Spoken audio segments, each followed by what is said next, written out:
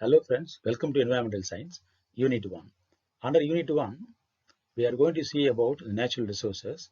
They are water resources, use and over-utilization of surface and groundwater, floods, drought, conflict over water, benefits and problems of dams.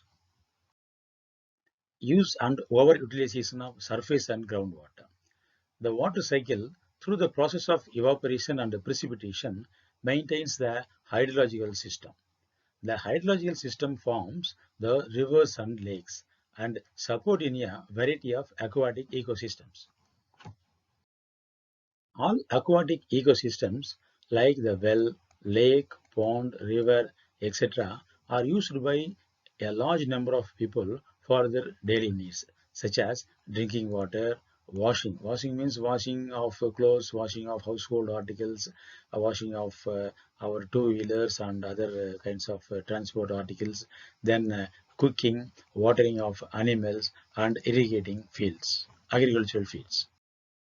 So our world depends on a limited quantity of fresh water. So we are having only a limited amount of fresh water in the world. So the water covers 70% of the Earth's surface, but only 3% of this is fresh water.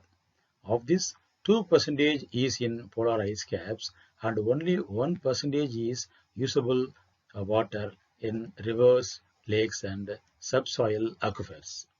But among this, only a fraction of this, only a fraction of this water can be actually used by the human being. At global level, 70% of water is used for agriculture and about 25% of water for industry and only 5% of water is used for domestic use. However, this varies in different countries and in industrialized countries, they are using a greater percentage of water for their industry purpose.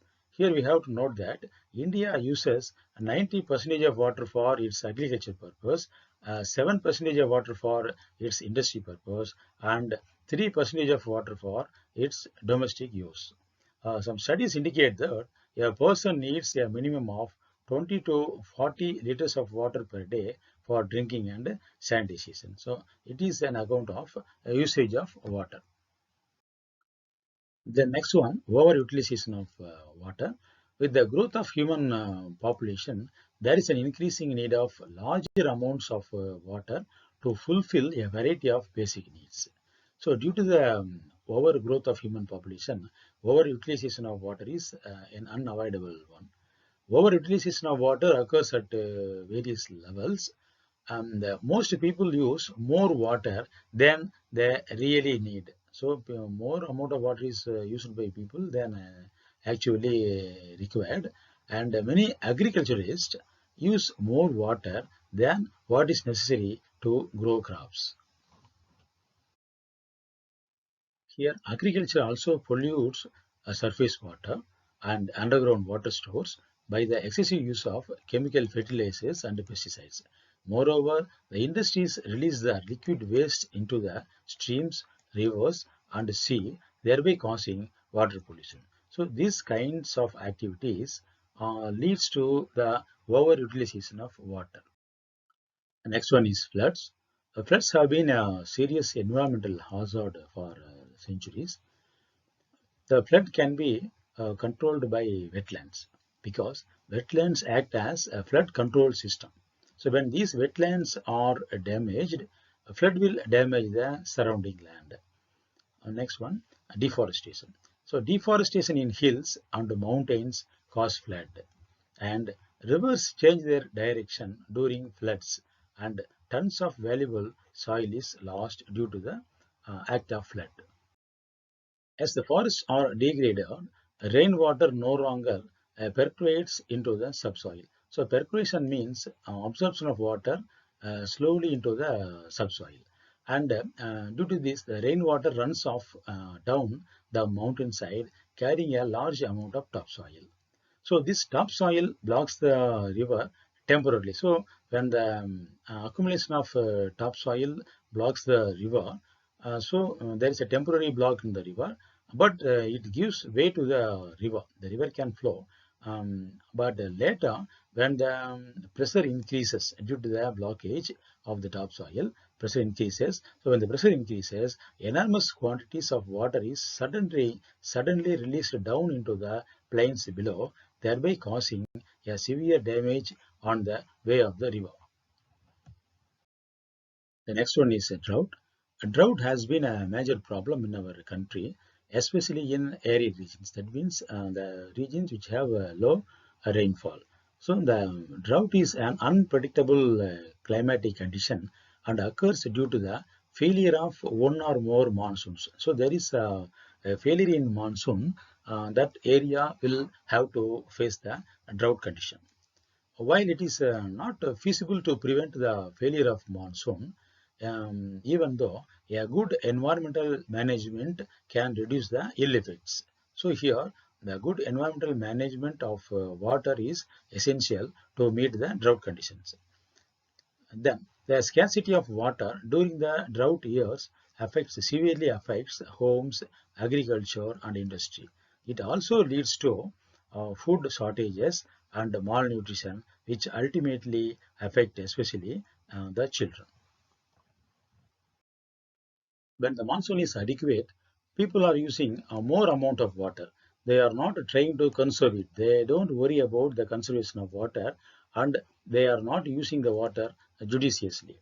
Thus, during the year when the rains are poor, there is no water even for drinking in that drought area. A forest cover helps to charge the underground stores of water. So these underground stores of water can be used in drought years if the stores have been filled during a good monsoon. The next one is sustainable water management. The Save Water campaigns are essential to make people aware of the danger of water scarcity. So, some kind of a campaign in order to make the people aware of the importance of water is necessary at the moment. A number of measures need to be taken for the better management of world's water resources.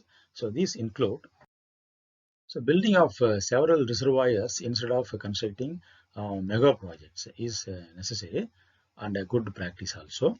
And developing small catchment dams to protect the wetlands and treating and recycling municipal wastewater for agricultural use, and then preventing the water leakages, which is from the dams, canals, and municipal pipes, and then effective rainwater harvesting in urban environments. So it is necessary for each and every home in towns and all the areas to have a uh, good rainwater harvesting system, and then the water conservation measures in agriculture such as using drip irrigation and some other ways of water conservation. So next is the benefits of dams. Today, there are more than 45,000 large dams are around the world, and there are 1,600 dams are in India, which play an important role in the communities and the economics of the country. Then the current estimates suggest that there are some 30 to 40% of irrigated agricultural land which rely on the dams worldwide, and 19% of the world's total electric power supply is generated from the dams hydropower project. And we have to note here one thing, that around 57% of world's large dams are present in India and China. The next one is problems of dams. Here, the fragmentation and physical transformation of rivers is a major problem due to the dams. So, fragmentation means the rivers are broken and they are diverted into new ways. That is called transformation or transfer. So, the transfer of the ways of rivers, and thus the rivers are damaged, and then there is a serious impact on the riverine ecosystem. Here, the flora and fauna in the riverine ecosystem are affected, and then the social consequences of large dams are mainly the displacement of people, the displacement of the native people from their native place to an alienated place, and water logging and salinization of surrounding lands due to the construction of dams.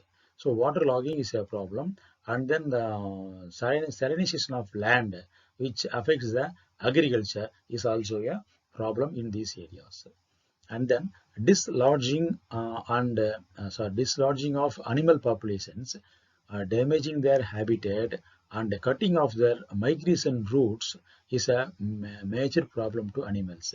So due to the cutting of migration routes, the elephants and other animals are crossing the highways in search of their usual migration routes. Next is the emission of greenhouse gases from dams due to the rotting of vegetation and carbon inflows from the catchment area. So the release of carbon and other greenhouse gases causes air pollution in and around the dam area.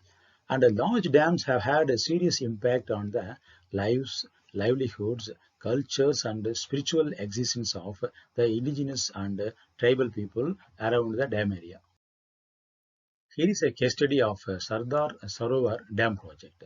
So this Sardar Sarovar Dam in Gujarat is on the Narmada, has displaced thousands of tribal folk. So thousands of tribal people have been displaced from this area after the construction of the dam. So the lives and livelihoods of these people were linked to the river and the surrounding forest and their agricultural lands, and moreover the fishermen at the estuary have lost their homeland. So in this case we have to think, why should the local tribals be made homeless and displaced and relocated in order to benefit the other people? The conflicts over dams. The major river basins of the country are almost situated interstate. So, with so many rivers flowing through more than one state, it is a natural phenomenon that the conflict would arise amongst the concerned states with regard to the use and distribution of control of such rivers. The conflict is due to the increasing demand of water, because there is a large amount of increase in population.